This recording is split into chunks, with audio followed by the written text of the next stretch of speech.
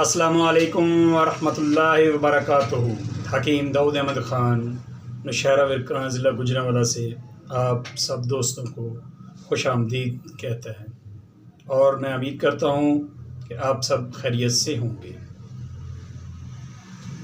میں نے آج آپ کے سامنے جو بالکل آسان نسخہ بتانا ہے یا ٹپ بتانی ہے، اس کے بتانے سے پہلے میں آپ کو بتا دوں کہ اگر آپ کو میری ویڈیو کہیں سے بھی ملے، سنیک ویڈیو سے ملے، ٹک ٹاک سے ملے، لائکی سے ملے، فیس بک پیج سے ملے یا فیس بک کے اوپر ملے، تو آپ انشاءاللہ تعالیٰ اسے بالکل اپنے ذہن میں یہ بات رکھیں کہ حکیم صاحب میرے سامنے ہیں، آپ اس دعا کو بنائیں، لیکن اس سے پہلے آپ اپنے مزاج کو اچھی طرح سمجھ لیں تاکہ آپ کو دوائی کے دوران کوئی پرابلم، کوئی پریشانی پیش نہ آئے۔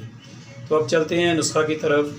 آج میں جو آپ کی خدمت میں بالکل آسان نسخہ دینے والا ہوں، وہ بچوں کی کھانسی، بچوں کا بخار اور اسہال جن بچوں کو ہو جاتے ہیں ان کے لیے بہترین علاج ہے۔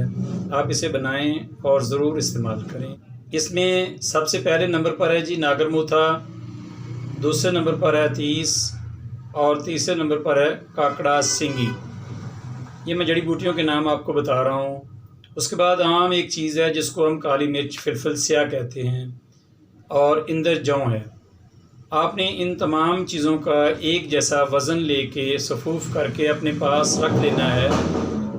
جب آپ کے بچوں کو پرابلم ہو تو آپ نے ایک ماشا شہد لینا ہے، اور اس کے برابر وزن آپ نے اپنا صفوف لے لینا ہے، اور اپنے بچوں کو ملا کر مکس کر کے اسے دن میں 2 یا 3 بار چٹانا ہے۔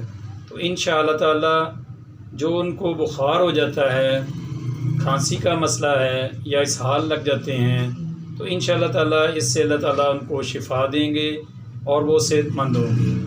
اگر آپ کو یہ میری ویڈیو اچھی لگے تو آپ مجھے میرے اس چینل میں جو ساتھی نئے ہیں، دیکھ رہے ہیں، نئے دیکھنے والے ہیں، وہ مجھے سبسکرائب کریں، لائک کریں، اور اپنے دوستوں کے ساتھ شیئر کریں، اور بیل آئیکن کو بھی پریس کر دیں تاکہ جو میں اچھی نئی ویڈیو بناؤں وہ سب سے پہلے ان کے پاس پہنچ سکے۔